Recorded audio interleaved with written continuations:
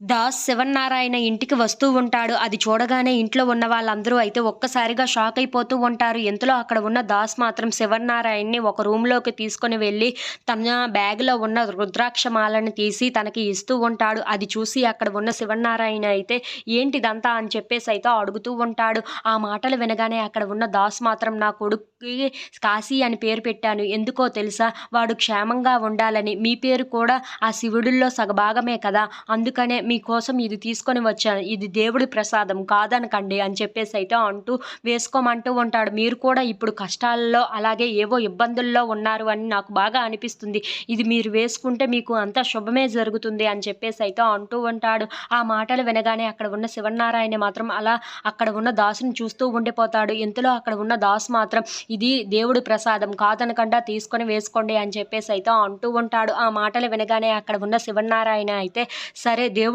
కదా! ఎందుకు వద్దనాలి అని చెప్పేసి ఆ రుద్రాక్ష మాలని తన మెడలో వేసుకుంటూ ఉంటాడు. ఇంతలో అక్కడ ఉన్న దాస్ తన దగ్గర ఉన్న విభూదిని కూడా తీసి శివన్నారాయణ తలకైతే రాస్తూ ఉంటాడు. అది చూసి అక్కడ ఉన్న శివన్నారాయణ వీడు ఏం చేయాలనుకుంటున్నాడో నాకు అర్థం కావటం లేదు అని చెప్పేసి అయితే అనుకుంటూ ఉంటాడు. ఇంతలో అక్కడ ఉన్న దాస్ లోపల నుండి శివన్నారాయణ్‌ని తీసుకొని వస్తూ ఉంటాడు.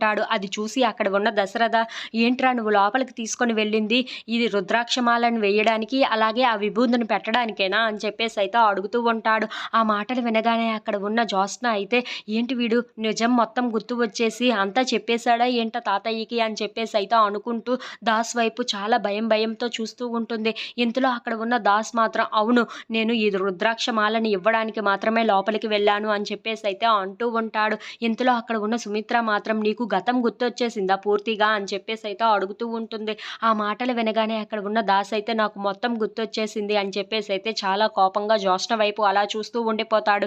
ఇంతలో అక్కడ ఉన్న సుమిత్ర అయితే మరి నిన్ను ఎవరు కొట్టారు?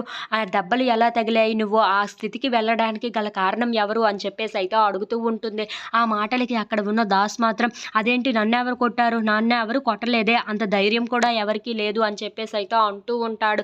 ఆ మాటలు విని అక్కడ ఉన్న జ్యోత్స్న అయితే ఒక్కసారిగా కూల్ అవుతూ ఉంటుంది. హమ్మయ్య! వీడికి ఇంకా గతం గుర్తు రాలేనట్లుగా ఉంది సరిగ్గా అని చెప్పేసి అయితే అనుకుంటూ అలా అక్కడ ఉన్న దాస్ వైపు చూస్తూ ఉండిపోతుంది. ఇంతలో అక్కడ ఉన్న దాస్ మాత్రం సరే నేను వచ్చిన పని అయితే అయిపోయింది.